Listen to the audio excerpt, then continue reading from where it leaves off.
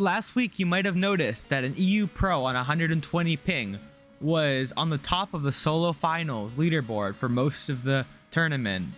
While in the end, his last 2 games he died almost off spawn and wasted a bunch of time, he almost was able to win this tournament by landing in the water, fishing most of the game, and basically playing passively.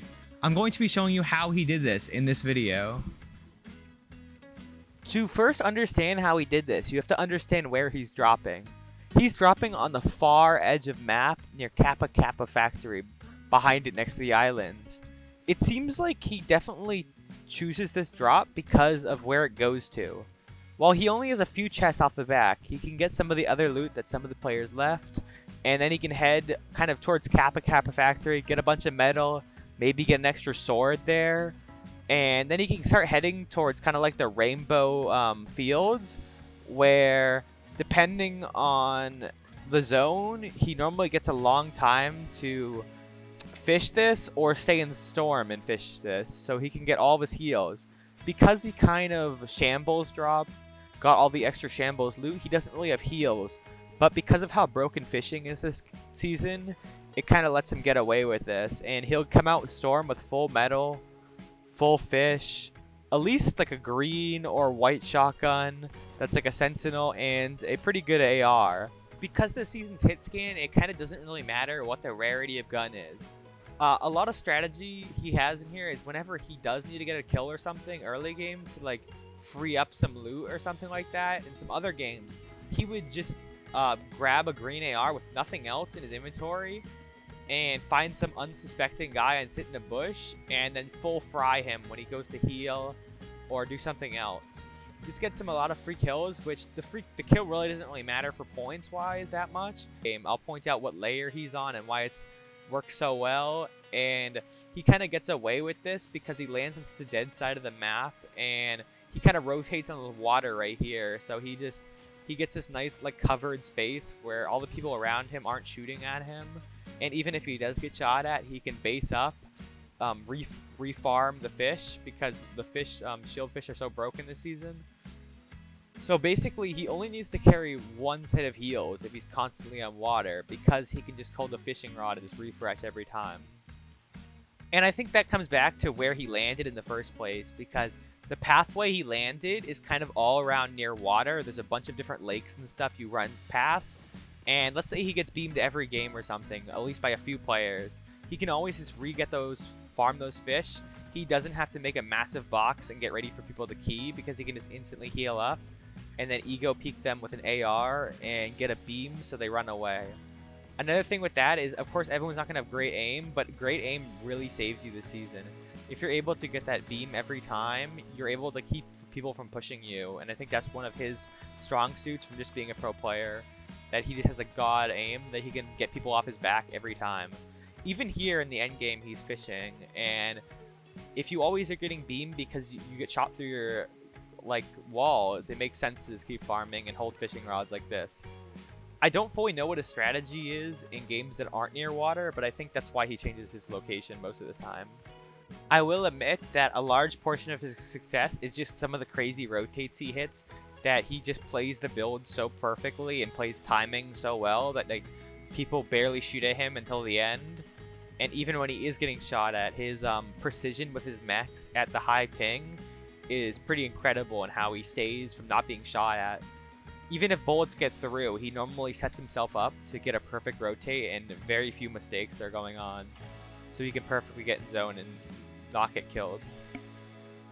In this kind of part of the game, you can definitely tell he's going for refreshes, but you can tell how good he is at IGLing at the moment because he's behind this massive mountain, so like half the lobby can't look at him. He's also in a perfect spot to just have somebody not pay attention, thinking they're safe, and then just jumping on them and getting a refresh. This refresh basically sets up the rest of the game. He gets 555 and just can make perfect metal box after perfect metal box, so he just will not be shot at as much as everyone else. He just plays these refreshes perfectly, and then he picks up some extra loot every single time that somebody else gets killed. It's just this constant awareness and ability to place the mats in the right spot so they just don't get sprayed and don't get looked at. A lot of his whole strategy revolves around not being seen, as you can see in kind of like the early game we looked at before, a lot of times he's sneaking around people, making sure people aren't looking at him, making sure he's rotating when he's not in sight of people. Even when he's in Storm, there's a bunch of people around him, he can just get around people like that. Here you can tell he finally gets a mask and plays kind of like this middle layer. You see this a lot that I'll keep pointing out, that he's playing this middle layer. Well, I'm not the perfect IGL and I'm really not good at endgames. This is a great thing for me to learn because I see him just constantly playing middle layers.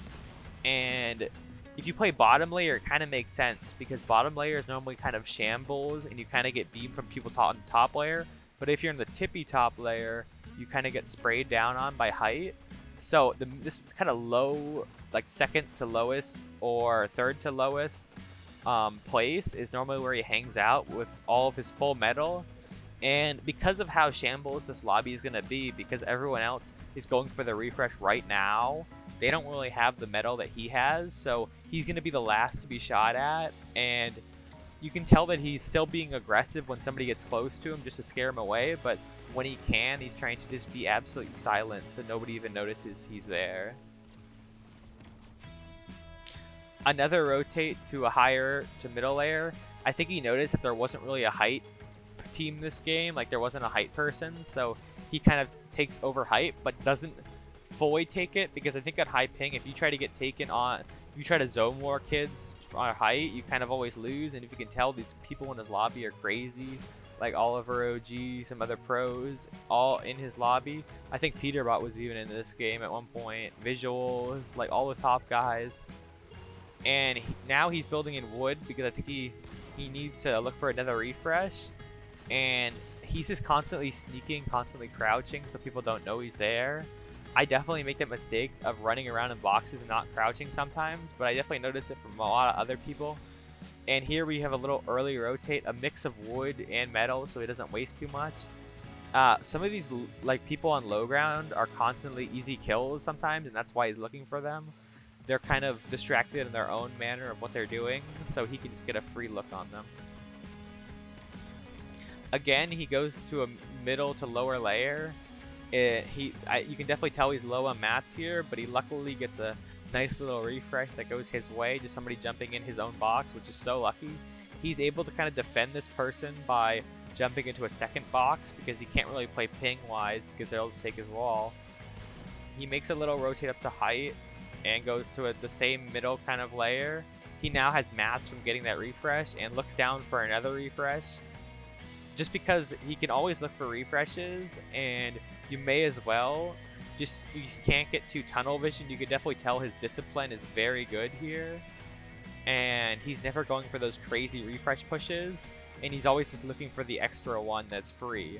And I think a lot of people are so focused on surviving and rotating, but you should always be looking for a free kill or rotate when you can, because the moment you get low is not always going to be the moment that's going to be the easiest refresh. He played this endgame amazingly, where he never needed a refresh when he was too low where it endangered him. He always got the early refresh. He just played everything so perfectly on this high ping when people couldn't have done this even if they were on 0 ping. Thank you guys so much for making it to this part of the video.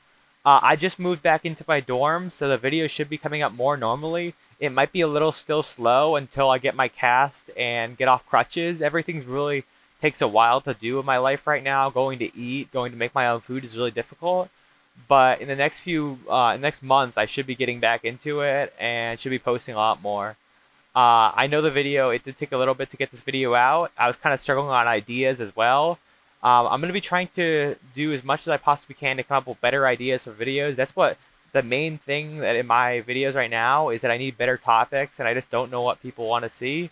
I'm going to do some looking this week, and I'll see you guys next week. Please, if you guys made it here, don't forget to subscribe. It would mean so much if you guys join our community.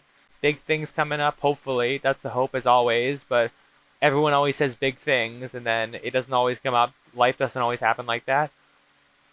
So I hope you guys had an amazing night, and always stay positive. So goodbye, everyone.